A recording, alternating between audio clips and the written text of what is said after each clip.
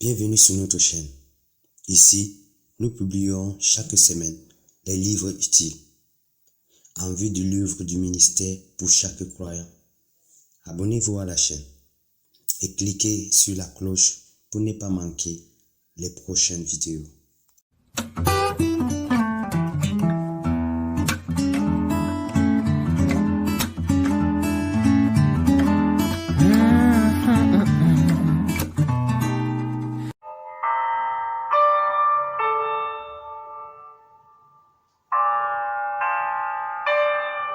Les éditions Métamorphose vous présentent La marche selon l'esprit, la marche dans la puissance par Dave Robinson.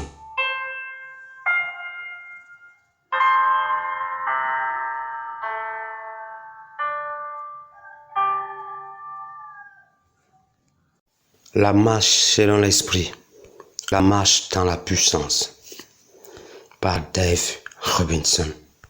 Le rôle vital du parler en langue. Chapitre 13. La prière et le jeûne, les jumeaux de puissance. Disons-nous que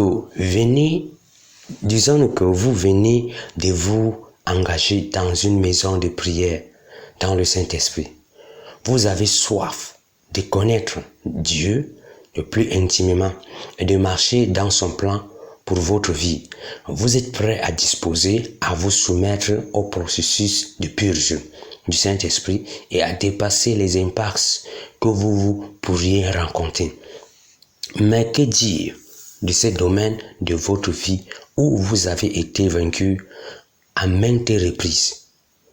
Que dire de ces œuvres de la chair qui se sont encastrées si profondément dans les coins et recoins de votre vie? Celle qui vous a nargué en vous faisant croire que vous ne serez jamais meilleur que ce que vous êtes et que vous n'accomplirez jamais rien plus que ce que vous avez déjà accompli. Existe-t-il quelque chose qui puisse vous aider à vous libérer dans ces domaines une fois pour toutes? J'ai de bonnes nouvelles pour vous. Jésus nous a donné une clé importante pour un tel objectif. Ce n'est pas une clé très populaire. Toutefois, lorsqu'une personne emploie cette clé, fait taire la nature charnelle avec la même force que Dieu a utilisée pour claquer la porte sur l'arche de Noé, contre tout un monde qui avait pris le chemin de la chair. Cette clé est le jeûne. Voyez-vous, si vous apprenez à faire taire la chair, vous arrêterez Satan, parce que le seul pouvoir qu'il a passé par la séduction et la manipulation de la nature charnelle qui comprend les domaines mentaux et émotionnels ainsi que le corps et physique. Ma première expérience avec le jeûne. Dieu m'a présenté le jeûne à une époque où j'avais atteint une impasse dans ma vie de prière. J'avais développé une telle soif de Dieu, juste qu'en priant en langue, que je cherchais des moyens de me rapprocher de lui. Pendant des temps, le cri de mon cœur était « Aide-moi à produire quelque chose pour le royaume d'ici un mois ou deux. Père, je désire voir quelque chose de tangible. » J'ai réalisé tout de suite, après qu'une impasse était plus rapidement surmontée, lorsque je jeûnais, non seulement cela, mais les œuvres de ma chair faisaient surface également, beaucoup plus rapidement. J'ai appris que le jeûne accompagné par la prière multipliait ce qui était déjà en moi. La première fois que j'ai jeûné, j'ai eu des résultats étonnants dès que je suis sorti du jeûne. Tout a commencé à aller de travers dans ma vie. Je suis sorti de ce long jeûne auquel je me référais comme à un temps de recherche du Seigneur. Je titubais presque dans les réunions. J'avais les genoux faibles et ce n'est pas par manque de nourriture. Je pouvais à peine tenir debout pour prier. Et nous rendit que l'onction de Dieu s'était envolée. Lorsque j'imposais les mains aux gens pour prier pour eux, ils ne tombaient plus sur la puissance de Dieu. En plus de cela, nous étions endettés avec l'équivalent d'un mois entier de notre budget. Je me suis retiré pour prier et jeûner. Lorsque je suis sorti de ce temps, j'étais plus endetté qu'avant. J'ai dit à Dieu, le moins que tu puisses faire est d'arranger les choses surnaturelles pour que les factures soient payées pendant que je suis enfermé avec toi.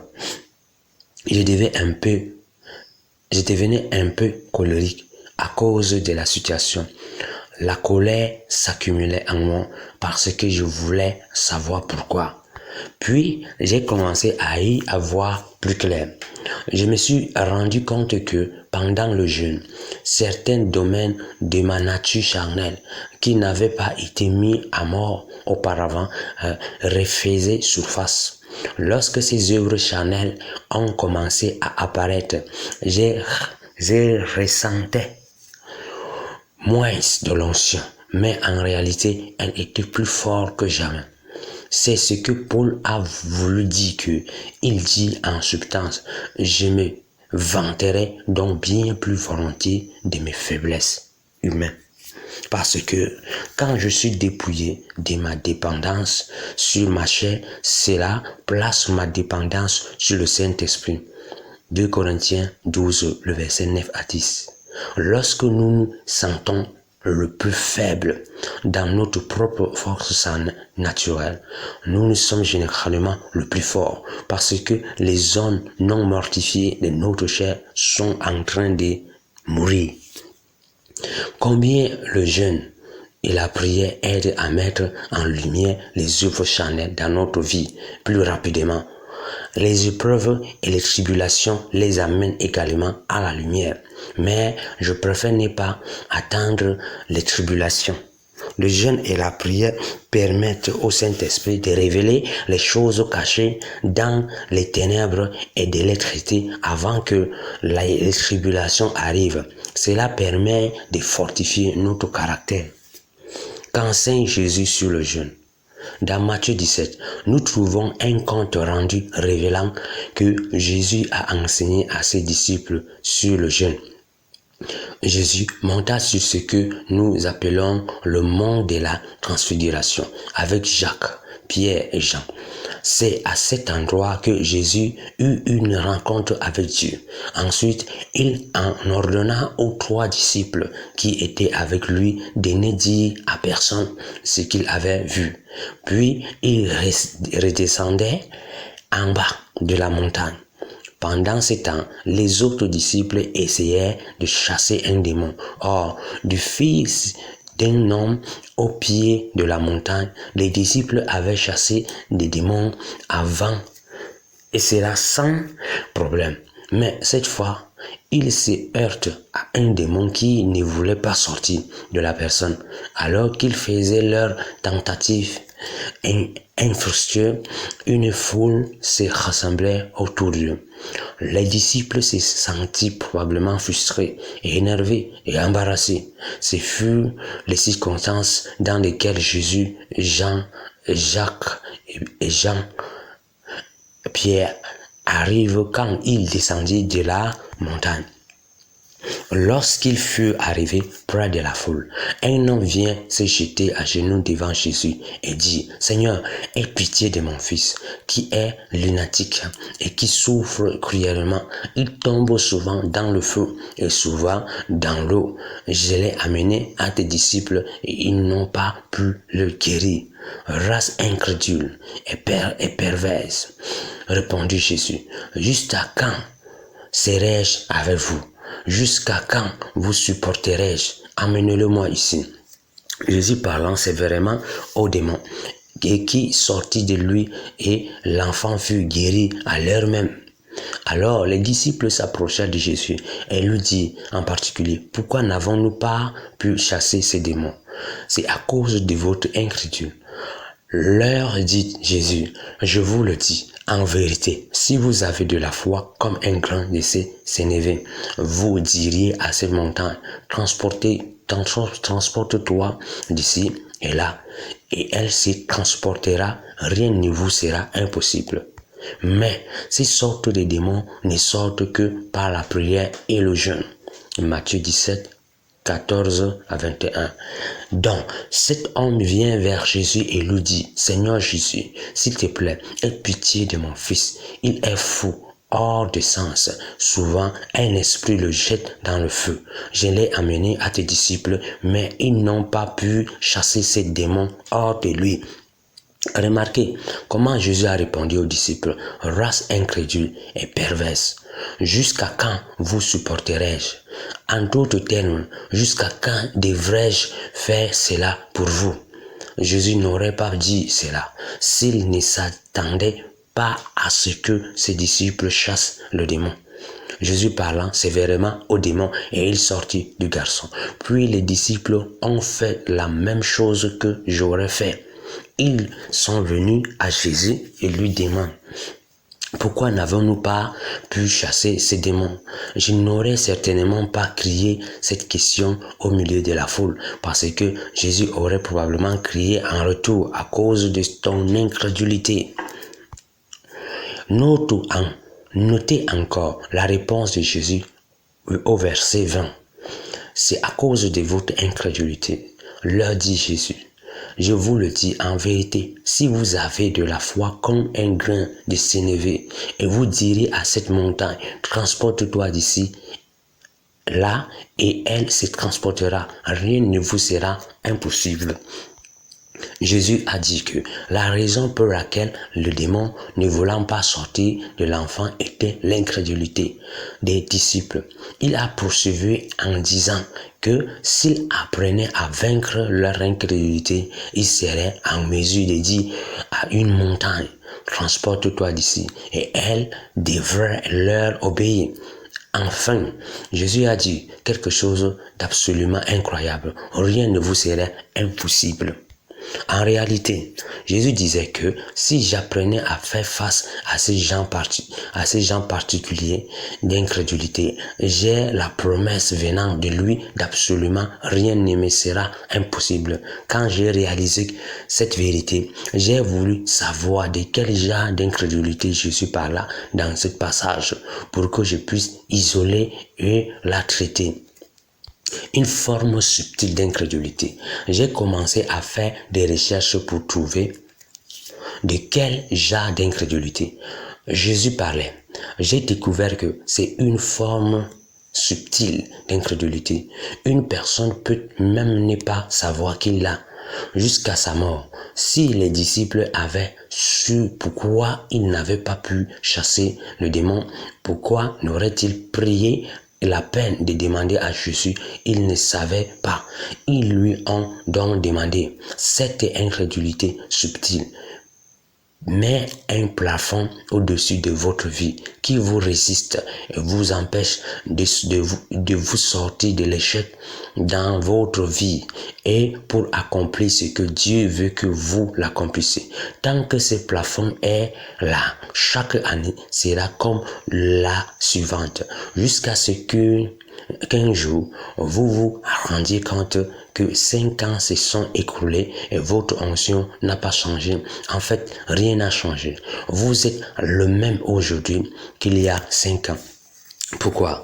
Parce que vous continuez à fonctionner sur un plafond individuel qui pèse sur votre vie et vous ne le savez même pas.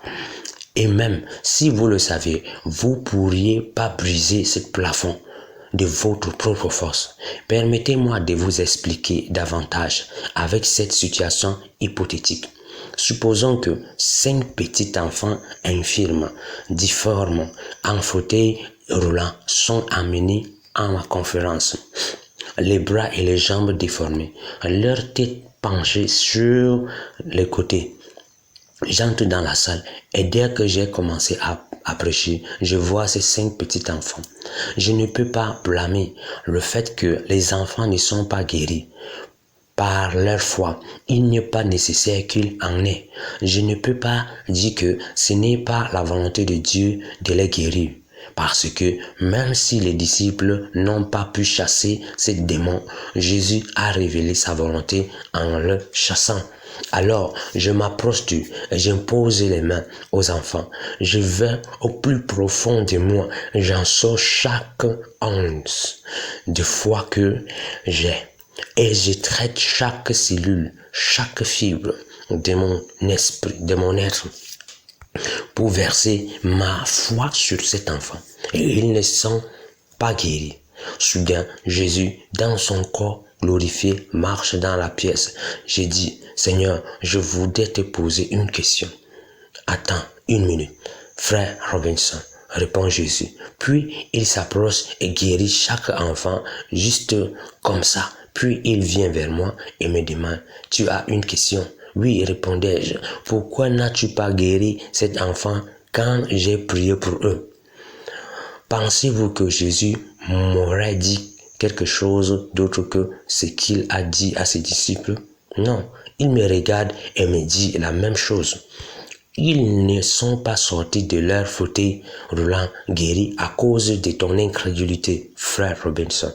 Jésus, c'est impossible. Protestantisme. S'il y avait un moyen d'avoir plus de la foi, je l'aurais eu. Je me suis mis sans dessous. J'ai tiré sur chaque fibre en moi. Et comment peux-tu dire qu'il n'y a pas été guéri à cause de mon incrédulité? Parce qu'il y a une forme subtile d'incrédulité en toi que tu ne connais pas, frère Robinson. Mais il y a une chose que j'ai découvert à propos de Jésus, mon maître. Il ne présente jamais un problème comme celui-ci sans me donner une réponse avant la fin de l'enseignement. Il ne suffit pas d'exposer un problème. J'ai besoin d'une réponse. Il doit y avoir une certaine façon dont je peux faire face à ce genre d'incrédulité subtile afin que rien ne me soit impossible. Le jeûne aide à déplacer des montagnes. Dans ma recherche, je savais que d'une manière ou d'une autre, ma réponse résidait dans ce que Jésus avait dit à ses disciples dans Matthieu 17. J'ai trouvé cette réponse dans le verset 21. Mais cette sorte de démons ne sortent que par la prière et par le jeûne. Jésus analyse la situation dans son ensemble en un seul mot. Mais une traduction plus correcte de ces mots serait cependant et néanmoins Ce sont des mots d'analyse signifiant malgré ou quelle que soit la situation. Jésus disait en effet que même si les montagnes peuvent être déplacées avec la foi de la taille d'un grain de sénévé, nous allons rencontrer des situations qui nécessitent la prière ou le jeûne pour les surmonter. Jésus parlait dans cette verset d'un mode de vie de prière et de jeûne. La plupart des anciens prédicateurs qui opéraient dans le domaine de la délivrance enseignent et encouragent ce genre de mode de vie. Aujourd'hui, nous n'enseignons pas et ne soulignons pas autant que sont importants par le passé. Quel en est le résultat? Bien que nous vivons une époque de l'histoire de l'Église où l'enseignement de la parole est basé au premier plan, beaucoup ne sont pas équipés pour mettre en pratique la parole, qui comprennent chasser les démons et déplacer des montagnes de toutes sortes. Nous associons souvent le jeûne uniquement avec la délivrance et d'influence démoniaque. En raison de la déclaration de Jésus, d'une certaine sorte de démons ne peuvent être chassés que par la prière et le jeûne. Mais Jésus a aussi dit à ses disciples que la raison pour laquelle ces démons ne voulaient pas sortir était leur incrédulité. Alors, Jésus n'a pas seulement associé le jeûne avec la délivrance démoniaque. il l'a également associé au fait de déplacer votre montagne. Il a dit, si vous avez de la foi comme un grain de sénévé, vous direz à cette montagne, transporte-toi d'ici et là, et elle se transportera. Rien ne vous sera impossible.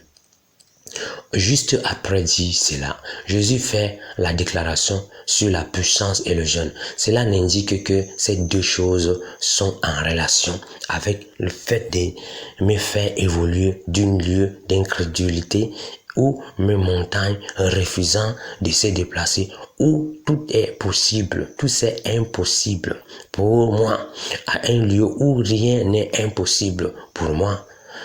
Par conséquent, mon jeûne ne fait pas bouger Dieu.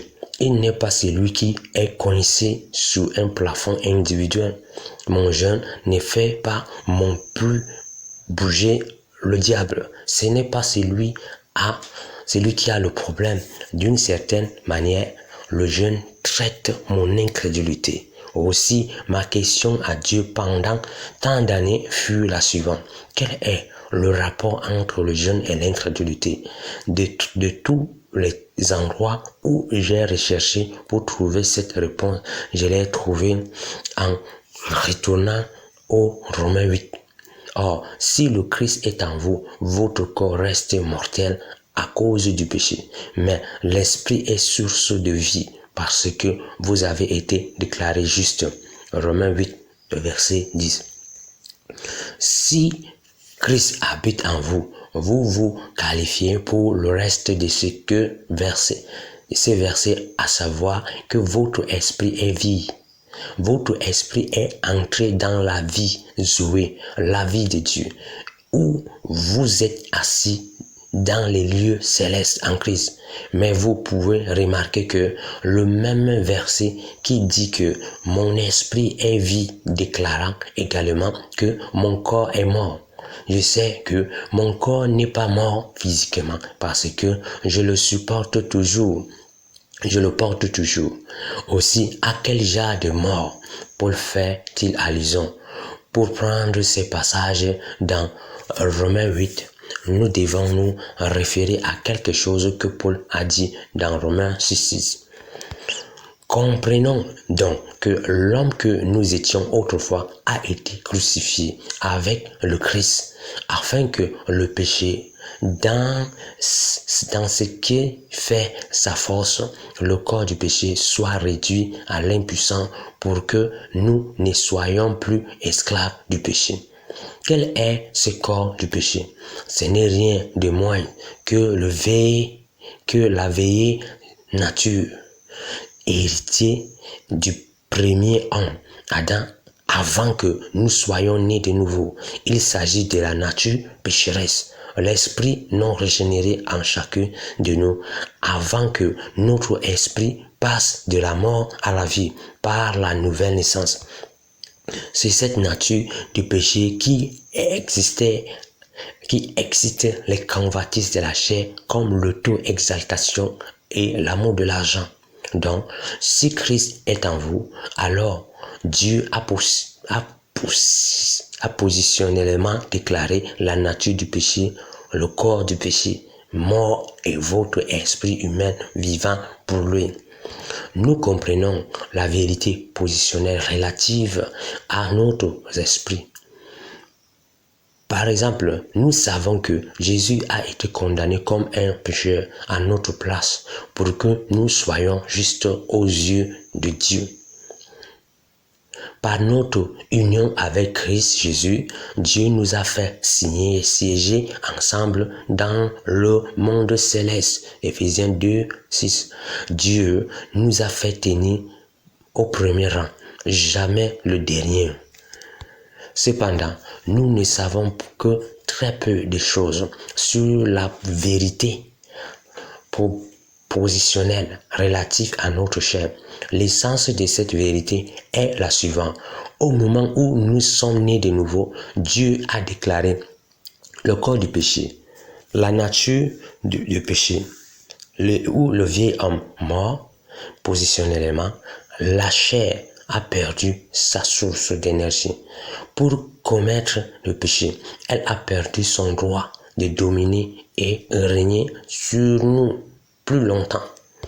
Ainsi, lorsque vous priez dans l'Esprit, dans le Saint-Esprit, adorez Dieu et confessez sa parole, imposez la vérité positionnelle que votre esprit est assis dans les lieux célestes avec Jésus-Christ. Plus vous priez dans le Saint-Esprit et plus vous exécutez cette position de grâce. D'autre part, quand vous gênez, vous imposez la vérité positionnelle que le corps du péché a été crucifié avec Christ et que la chair n'a plus le pouvoir de dominer sur la capacité d'agir de votre esprit. Ainsi, lorsque vous commencez à jeûner et prier, vous exécutez deux vérités positionnelles dans la dimension de l'esprit. C'est pourquoi la prière et le jeûne sont les jumeaux de puissance. Brisez le plafond de la chair. Brisez le plafond de la chair. Parfois, ce n'est pas seulement ce genre subtil et d'incrédulité, mais la chair qui construit un plafond dans nos vies. Le diable érige une sorte de forteresse dans la chair comme le tabagisme, l'alcool, la colère, le commérage ou la convoitise. Puis il utilise cette forteresse pour nous contrôler. Chaque fois que nous essayerons de recevoir de Dieu ou d'accomplir quelque chose pour lui, il fait monter la pression dans ces zones de sorte que nous nous sentions désespérés et incapables de nous contrôler. Alors que faisons-nous la plupart du temps? Nous faisons des prières superficielles et nous allons à l'église. Nous essayons de rendre le ministère. Nous mettons en œuvre des programmes et nous substituons beaucoup de choses à la puissance de Dieu.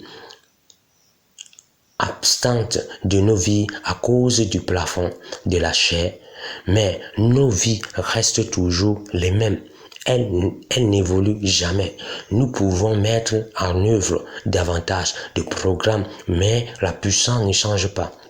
Nos vies continuent de se heurter au plafond de la chair. Puis, un jour, nous décidons de jeûner et de prier. Nous commençons par prier dans l'Esprit Saint et d'adorer Dieu. Puis, à mesure que notre esprit commence à être édifié, nous commençons à jeûner en ajoutant le jeûne à nos vies de prière pour claquons la porte d'accès au centre de contrôle de notre vie à Satan. Très vite, le plafond de la chair sur nos vies commence à tomber. Il ne faut pas longtemps avant que la capacité d'opérer de la chair soit au même niveau que celle de l'esprit dans nos vies si nous continuons à jeûner et prier. Enfin, la capacité d'action de la chair descend au-dessus de celle de l'esprit. Sa puissance est corrompue. Lorsque cela se produit, l'exaucement des prières est le résultat automatique et les choses pour lesquelles nous avons cru commençons à arriver. Nous commençons à voir les réponses aux prières restées sans réponse depuis des années. Même les prières que nous avons oubliées, mais que Dieu n'a pas oubliées. À ce stade, si le diable vient inspecter le programme qu'il a implanté dans notre âme, comme on télécharge un programme informatique dans un ordinateur pour nous détruire, il fera qu'il a disparu et trouve le programme de Dieu à sa place. Pourquoi? Parce que nous avons appliqué la vérité positionnelle que notre vieil homme a été crucifié avec Christ. La chair a rendu impuissant et elle ne peut plus nous obliger à pécher. Nous avons libéré la capacité d'agir de l'esprit. Le jeûne n'influence pas Dieu. Personnellement, je remercie Dieu pour le jeûne parce que plusieurs fois, je suis arrivé à un niveau où je ne savais plus comment continuer en Dieu. Je ne savais pas comment briser les barrières de la chair.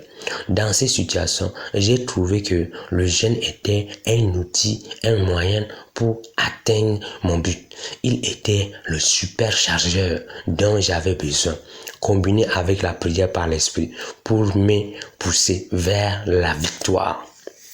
Mais nous commençons une erreur. nous commettons une erreur si nous pensons que nous allons influencer Dieu avec notre jeûne. Comment pouvons-nous influencer quelqu'un qui a déjà exprimé sa volonté d'œuvrer en notre faveur? Dans Romains 8, 32, il dit clairement, lui qui n'a même pas épargné son propre fils, mais qui l'a livré pour nous tous, comment ne nous donnerait-il pas aussi tout avec lui? Notre jeûne n'influence pas Dieu. Il nous amène à un endroit où nous pouvons recevoir de Dieu. Le jeûne détruit l'emprise que la chair a eue sur nos vies, de sorte que, au lieu d'agir selon la chair, mais nous pouvons continuellement agir selon l'esprit. Voyez-vous, Dieu n'est pas celui qui retient la puissance loin de nous. S'il avait les mains libres, chacun d'entre nous marcherait dans les jarres de puissance qui ressuscitait les morts dès demain. Le jeûne contribue à préserver la vie autre.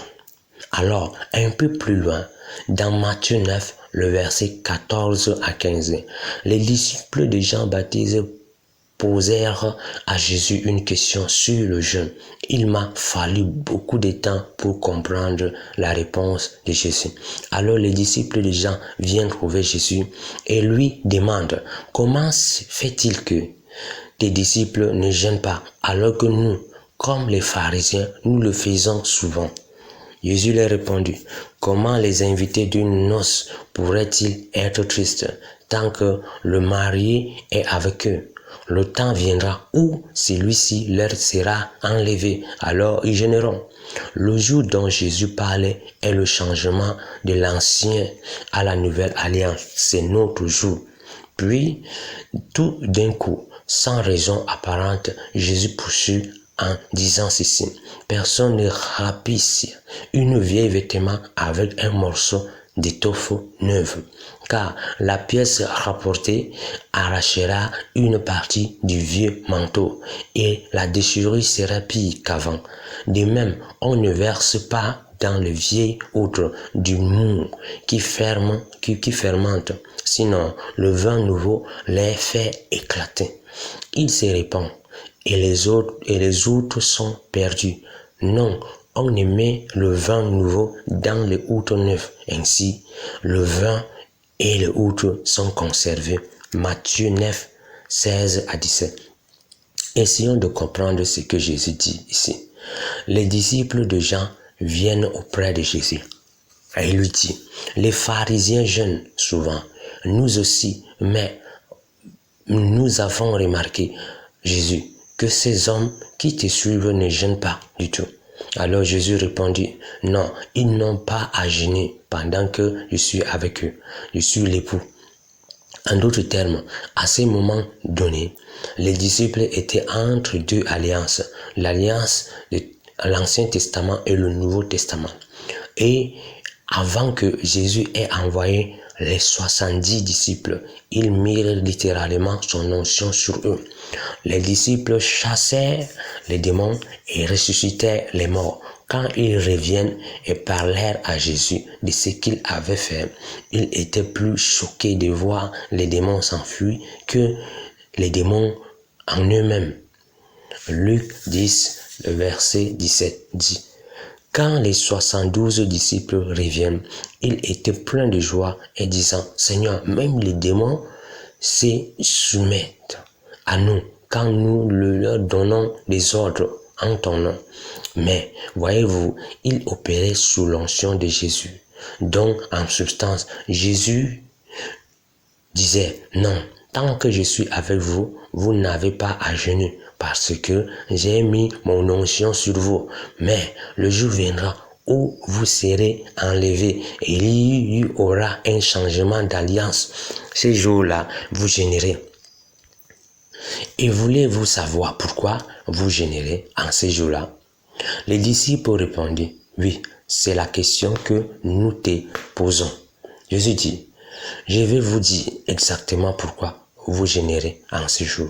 Parce qu'on ne rapisse pas un vieux vêtement avec un morceau d'étoffe neuf. Et on ne verse pas dans des vieilles outres du mou qui fermente.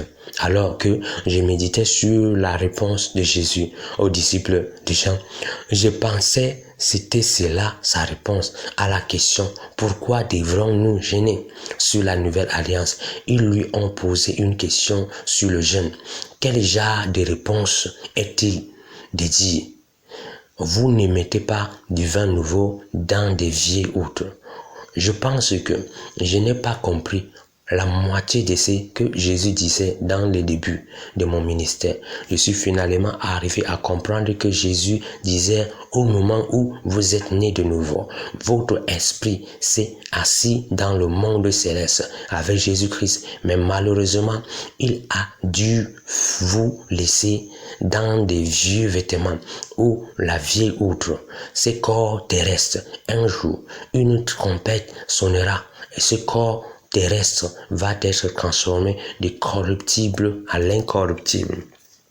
En un instant, en un clin d'œil, et au son de la trompette dernière, car lorsque la trompette retentira, les morts ressusciteront pour être désormais incorruptibles, tandis que nous serons échangés. 1 Corinthiens 15, 52. Pouvez-vous imaginer de recevoir notre corps glorifié en un clin d'œil?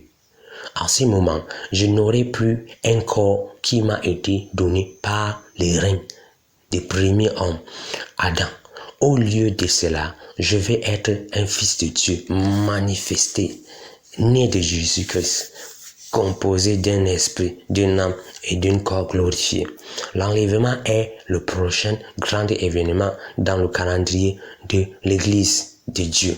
Mais en attendant, comme les générations des saints peuvent en témoigner, avant nous sommes toujours vêtus des vieux vêtements ou des vieilles outres qui se meurent de jeûner en jour et qui sont capables de pécher. Quand je faisais partie de l'église ultra-sainteté, les gens me disaient que c'était le diable qui me tentait à pécher. Et je comprenais cela, mais je ne comprenais pas parce qu'il avait en moi qui voulait se mettre en accord avec le diable. Je voulais que Galates 5:16 se lise ainsi. Je vous dis dans ceci, laissez le Saint-Esprit diriger votre vie et tous les luttes et les convoitises de la chair disparaîtront. Mais ce n'est pas ce qui est écrit. Il est écrit, je dis donc, laissez le Saint-Esprit diriger votre vie et vous n'obéirez pas aux désirs qui amènent l'homme à livrer à lui-même. C'est pourquoi Jésus a dit, lorsque vous serez enlevé, il y aura un changement d'alliance. Votre esprit va être assis avec moi. Mais malheureusement, je devrais vous laisser dans la vieille outre. Ce n'est pas grave, cependant, parce que le jeûne va avoir le même effet sur votre vieille outre que si vous étiez allé en acheter une nouvelle. Le jeûne persévéra votre vieille outre, de sorte que le vin nouveau, ma puissance, puisse fonctionner à travers elle, jusqu'à ce que je vous donne une nouvelle outre, un corps glorifié. C'est vraiment triste quand la vieille outre d'un prédicateur éclate à la vue du monde entier, répandant le vin nouveau, car le vase qui le transportait n'était pas assez fort pour le maintenir. Cette situation apporte l'opprobre sur l'évangile. Peut-être que si ce prédicateur en avait su un peu plus sur le jeûne et sa vie, autre aurait pu être mieux persévérer contre le péché. Donc, le jeûne a le même effet sur votre vieille outre que si vous aviez acheté une nouvelle outre. Le jeûne préserve la vieille outre contre le péché. Il aide à mortifier les œuvres de la chair, tandis que le nouveau vin opère dans les vieilles outres. Le jeûne de 40 jours de Jésus. Nous pouvons en apprendre beaucoup sur le but du jeûne en étudiant le jeûne de 40 jours de Jésus dans le désert lorsqu'il fit face à Satan, le vainquit. Alors, l'Esprit Saint conduit Jésus dans le désert pour qu'il y soit tenté par le diable. Après avoir jeûné pendant 40 jours et 40 nuits, il eut faim. Le tentateur s'approcha et lui dit, « Si tu es fils de Dieu, ordonne que cette pierre se change en pierre. » Mais Jésus répondit, « Il est écrit, l'homme n'est pas seulement besoin de pain pour vivre, mais aussi de toute parole que Dieu prononce. » Alors le diable transportera dans la cité sainte, le plaça sur le haut du temple et lui dit, « Si tu es fils de Dieu, lance-toi dans le vide, car il est écrit, il donnera des ordres à ses anges à ton sujet, et ils te porteront sur les mains pour que ton pied ne heurte aucune pierre. » Jésus lui dit, il est aussi écrit, tu ne forceras pas la main du Seigneur, ton Dieu. Le diable le transporta encore sur une très haute montagne. Là, il lui montra tous les royaumes du monde et leur magnificence. Puis il dit, tout cela, je te redonnerai si tu te prosternes devant moi pour m'adorer. Alors Jésus lui dit, va-t'en Satan, car il est écrit, tu adoreras le Seigneur ton Dieu et c'est à lui seul que tu rendras un culte. Là-dessus, le diable le laissa, et voici que des anges viennent et se mirent à le servir. Matthieu 4, le verset 1 à 11. En lisant ce passage de la Bible, je me suis demandé pourquoi Jésus avait fait ce jeûne de 40 jours et pourquoi Satan l'avait défié à la fin de celui-ci. Lorsque je discutais de ces sujets avec d'autres, la réponse que j'entendais souvent ressemblait à ceci. Le jeûne a réduit Jésus à l'état le plus faible de la vulnérabilité. Dans cet état affaibli, Jésus a montré la suprématie de sa puissance sur le diable en ne cédant pas à la tentation. Mais en réalité, c'est tout le contraire. Jésus a jeûné 40 jours pour se préparer à faire face au diable. Pourquoi? Parce qu'il savait que le jeûne fait taire la chair et ne nous affaiblit pas, mais pour fortifier contre le diable. Pourquoi? Jésus fut-il amené par l'Esprit dans le désert pour être tenté par le diable, parce qu'en étant que notre substitut, il fut tenté à notre place. Puis après avoir vaincu le diable, il se retourna vers nous pour nous donner la position parfaite qu'il avait obtenue par la victoire sur le tentateur de la chair avec lequel Satan avait défié. C'est pourquoi Jésus put dire plus tard dans Luc 10, verset 19, « Écoutez bien ceci, il est vrai que je vous ai donné le pouvoir de marcher sur les serpents et les scorpions et d'écraser toutes les forces de l'ennemi sans que rien ne puisse vous faire du mal. Ainsi donc, le jeûne a le même effet sur notre chair qu'il eut sur la chair de Jésus. Il fortifie contre les tentations du diable et nous aide à mortifier ou faire taire la chair en maintenant la position parfaite que Jésus nous a déjà donnée, afin de comprendre à quel point cette position que Jésus nous a donnée sur la chair est parfaite et puissante. Nous devons apprendre ce que Jésus a dû supporter pour l'obtenir. Voyez-vous, rien ne peut être déclaré parfait à moins qu'il ne puisse être amélioré. Cela signifie que la position que Jésus nous a donnée sur la chair et le diable ne pouvait être déclarée parfaite que si elle avait résisté aux épreuves, aux manigances les plus diaboliques de Satan. Jésus devrait être soumis au pire de ce que Satan avait en réserve. Les pires tourments, peur, pression et soucis, les pires tentations de la luxure et la richesse. Ce fut la raison pour laquelle Jésus fut conduit dans le désert. Il était en mission pour Dieu en tant que notre substitut, afin d'obtenir pour nous, dans le cadre de notre rédemption, une position parfaite sur la chair. Maintenant, nous pouvons entrer dans la présence de Dieu, armés de la position de la grâce qu'il nous a donnée, non pas à cause de ce que nous avons fait, mais à cause de ce que Jésus a fait. En effet, nous n'avons pas un grand prêtre qui serait incapable de se sentir tourné par nos faiblesses. Au contraire, il a été tenté en tout point, comme nous le sommes, mais sans commettre de péché. Approchons donc du trône de Dieu de grâce avec une pleine assurance. Là, Dieu nous accordera sa bonté et nous donnera sa grâce pour que nous soyons secourus au bon moment. Hébreux 4, le verset 15 à 16.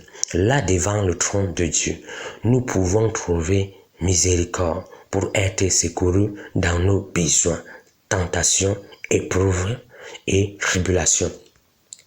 Pour que Jésus puisse nous offrir ce genre de position, il a dit, fais face à Satan sur 3 niveaux, l'esprit, l'âme et le corps. Cette confrontation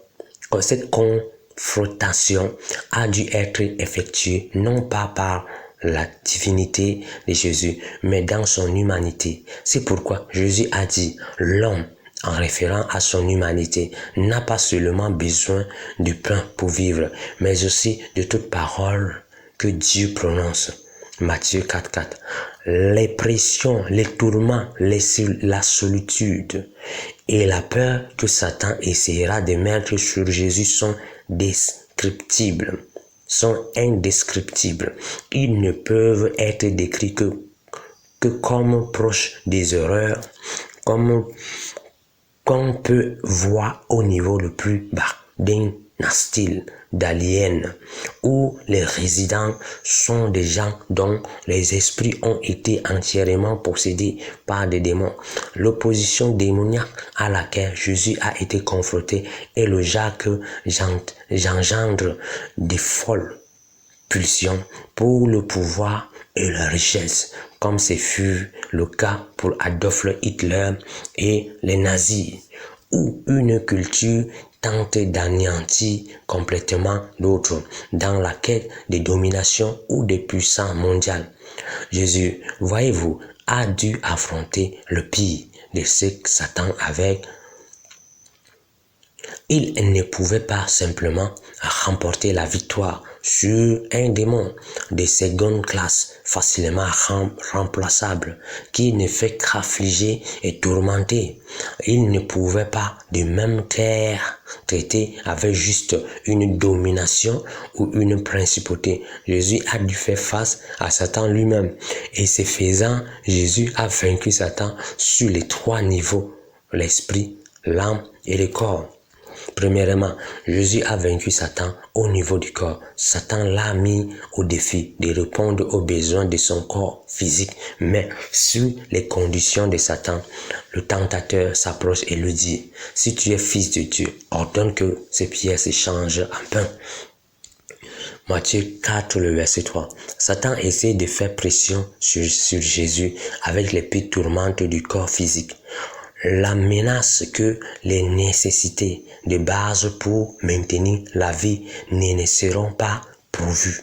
La tentative a échoué. Deuxièmement, Jésus a vaincu Satan au niveau de l'âme, lorsque Satan essaie de le faire tenter de se suicider. Satan transporta Jésus jusqu'à plus haut sommet du temple dans la ville sainte et commença à faire pression sur lui dans le domaine émotionnel de l'âme pour le faire se suicider en sautant du sommet.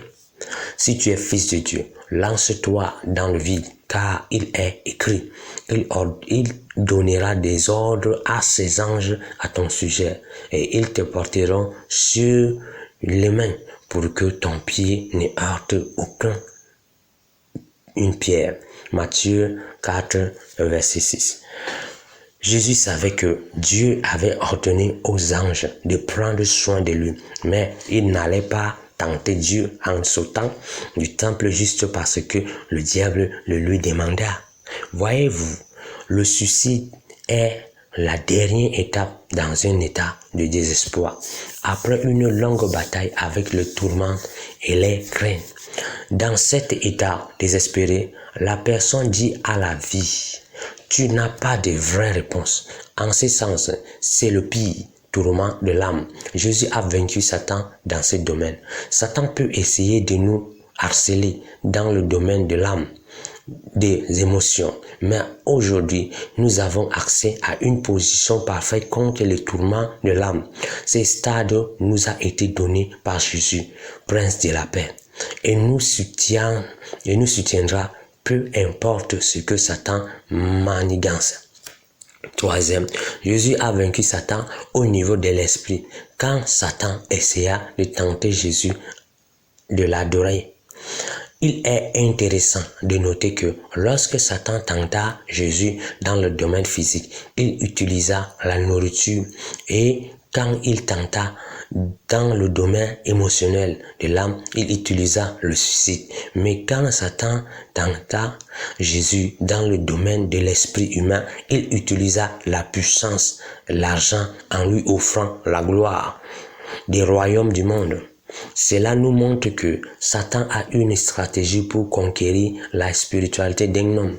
Le diable sait que les hommes sont prêts à changer l'allégeance plus rapidement, à cesser d'adorer Dieu pour l'adorer lui-même à cause de la puissance et des richesses plus que tout ce qu'il a d'autre à offrir. Satan proposa à Jésus de faire de lui l'homme le plus riche, le plus puissant du monde. Tout ce que Jésus avait à faire était de se soumettre spirituellement à Satan et de l'adorer. Mais, Dieu merci, Jésus a résisté à Satan. Puis, il s'est tourné vers nous et nous a donné la position qu'il avait acquis grâce à sa victoire sur les 3 niveaux. D'une certaine manière, le jeûne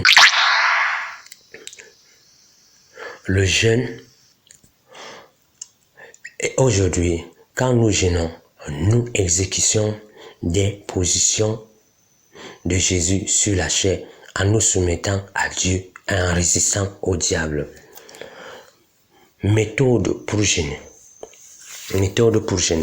Nous venons de voir un jeûne de 40 jours que Jésus a fait pour se préparer à affronter les tentations du diable. Mais il y a plusieurs façons de jeûner. Ce que j'ai trouvé la plus pratique et efficace pour une personne dans la société hyperactive d'aujourd'hui est le jeûne typique de 3 jours. Cela peut être fait de l'une des 2 façons suivantes. Si vous ne pouvez pas vous isoler quelque part et juste prier en raison de votre agenda, je vous recommande de faire un jeûne de jus de fruits en utilisant des jus légers tels que le jus de raisin ou le jus de pomme. Pendant ce temps, priez autant que vous le pouvez. Mais si vous pouvez vous isoler, je vous suggère de faire un jeûne total avec uniquement de l'eau filtrée. Si vous n'êtes pas familier avec le jeûne, mais que vous voulez faire plus qu'un jeûne de 3 jours, je vous recommanderais une série de courtes périodes de jeûne. Par exemple, vous pouvez jeûner 3 jours par semaine pendant 3 semaines de suite. Pendant cette période, tenez-vous en des légumes frais, des fruits, des salades, restez loin des viandes lourdes et du pain. Puis, lorsque votre corps de jeûne est terminé, vous pouvez revenir progressivement à cet aliment si vous le désirez. Enfin, vous pouvez entreprendre un jeûne plus long, surtout si vous avez affaire à une grande forteresse dans votre chair. Vos pensées, vos émotions, vos corps, que vous voulez arrêter ou mortifier pour le bon. Le jeûne qui plaît à Dieu. Pour comprendre la nature du jeûne qui plaire à Dieu, nous allons un peu plus avant dans ce sujet avec Ésaïe 58. Le jeûne qui me plaît est celui qui consiste à détacher les liens de la méchanceté, à délier les couroirs de toute servitude, à mettre en liberté tous ceux qu'on opprime, à briser toute espèce de joug. C'est partager ton pain avec ceux qui ont faim et offrir l'hospitalité aux pauvres. Sans abri, c'est donner les habits à celui qu'on voit nu, n'est pas de détourner de ton prochain. Ésaïe 58, le verset 6 à 7. Cette dernière phrase de ce passage biblique est la partie sur laquelle je butais. J'ai pensé, Seigneur, que veux-tu dire quand tu dis que le jeûne qui te plaît est ce que je ne me tourne pas de mon semblable? Je me demandais si Dieu parlait de la même chose dont Jésus a parlé dans Matthieu 6, le verset 17 à 18. Toi, au contraire, si tu veux jeûner, parfume tes cheveux, lave ton visage pour que personne ne se rende compte que tu es en train de jeûner, que ce soit un secret entre toi et ton Dieu qui est là dans des lieux secrets. Alors ton Père qui voit dans ce qui se fait en secret te le rendra.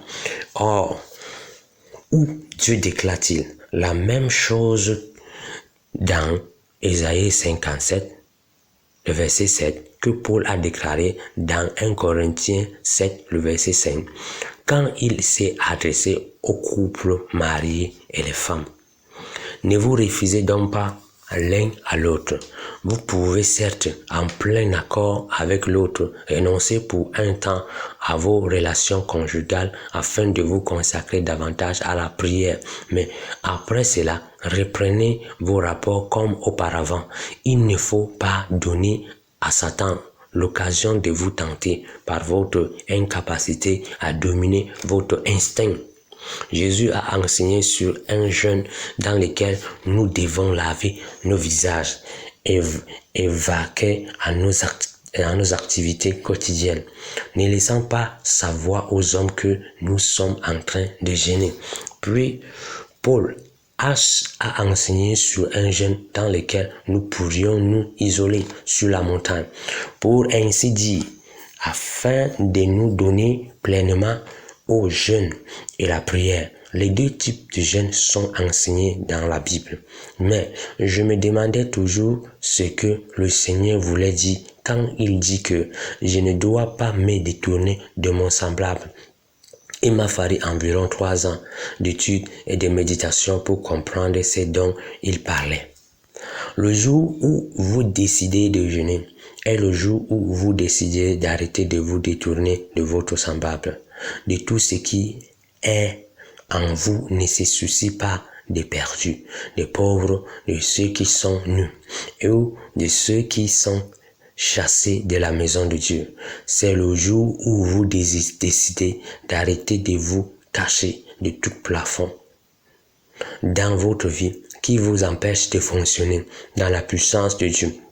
Le jour où vous décidez de jeûner est le jour où vous décidez d'arrêter de vous fuir vous-même. Jésus a dit, ces démons n'est pas sorti à cause de votre incrédulité. Il a également dit, cette sorte de démons ne sortent que par la prière et le jeûne. Et qu'est-ce que le jeûne a à voir avec votre incrédulité? Il exécute la position de la chair que Dieu a déclarée. Elle n'a pas le droit de vous dominer. Elle n'a pas le droit de régner sur vous. Lorsque vous vivez une vie de jeûne et de prière, il n'y a pas d'opération de la chair dont le diable peut s'emparer pour détruire votre vie. C'est ce que Jésus voulait dire quand il dit « Le prince de ce monde vient et il n'a rien en moi ». Jean 14, le verset 30. Pourquoi? Parce que le jeûne et la prière dans le Saint-Esprit détruit les œuvres de la chair et libère la puissance de Dieu en vous. Au moment où l'opération de la chair tombe en dessous du niveau de l'opération de l'esprit, vous recevez une nouvelle onction dans votre vie et votre ministère. Préparez-vous pour les tactiques de Satan.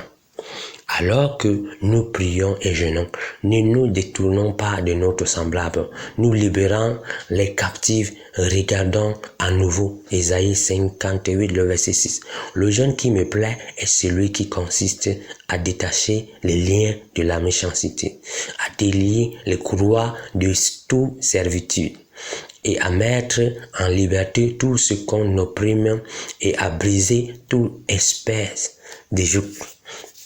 Souvent, le premier captif qui doit être mis en liberté, c'est nous, alors que la chair reçoit un verdict de mort à travers le jeûne. Nous nous élevons dans la liberté de marcher davantage dans l'esprit. Une fois que nous avons grandi à un niveau de plus grande maturité spirituelle, nous commençons à libérer les autres. Rappelez-vous, c'est à ce moment que nous allons attirer l'attention du diable. Il ne veut pas que quiconque soit libre. Et nous sommes devenus une menace majeure pour son royaume des ténèbres. Vous pouvez demander, n'êtes-vous en train de vous attirer des ennuis? Non, je ne suis pas en train d'inviter les problèmes. Je suis en train d'anticiper les stratégies de Satan.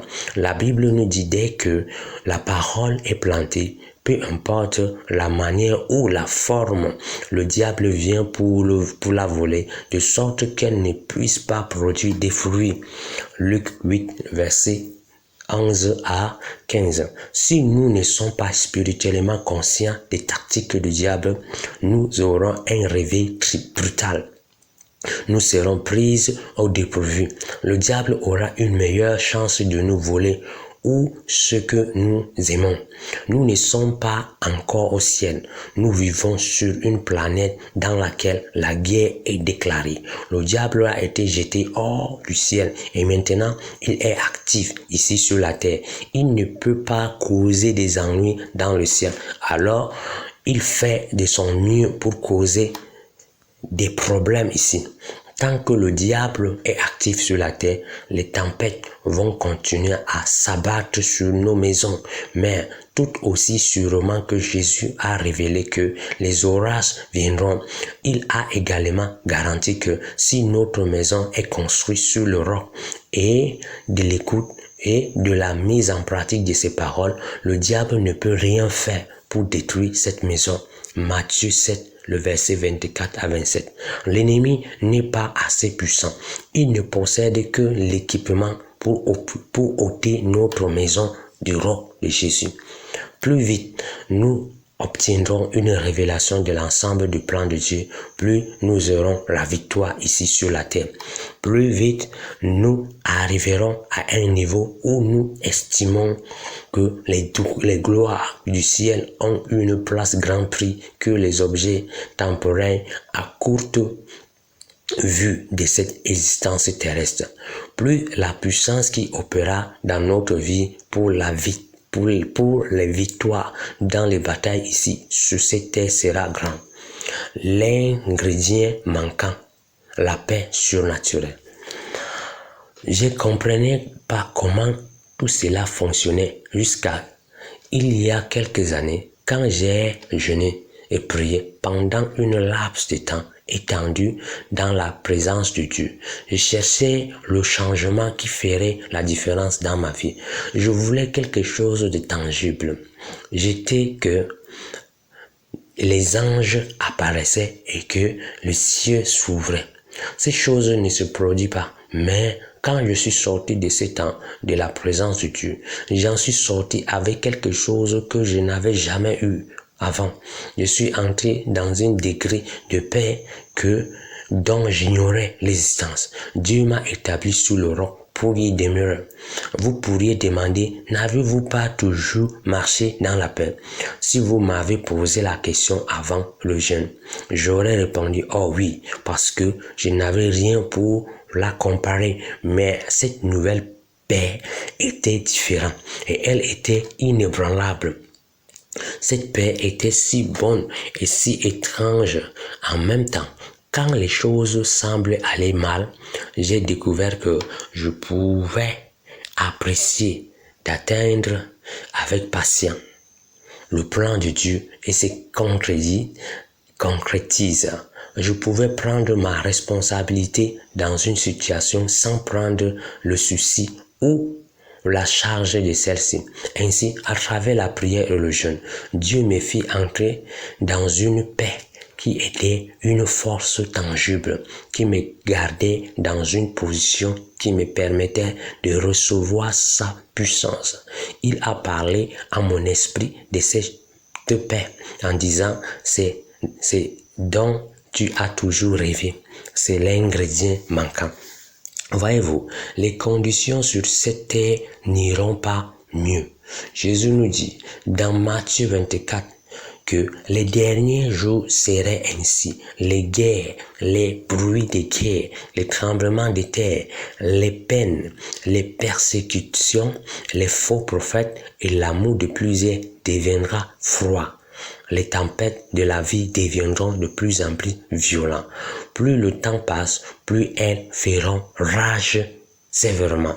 Le jeûne et la prière nous vident de notre nature charnelle et permettent à Dieu de nous remplir de son caractère. Et lorsque la chair perd du terrain, la paix de Dieu peut commencer à régner dans notre vie.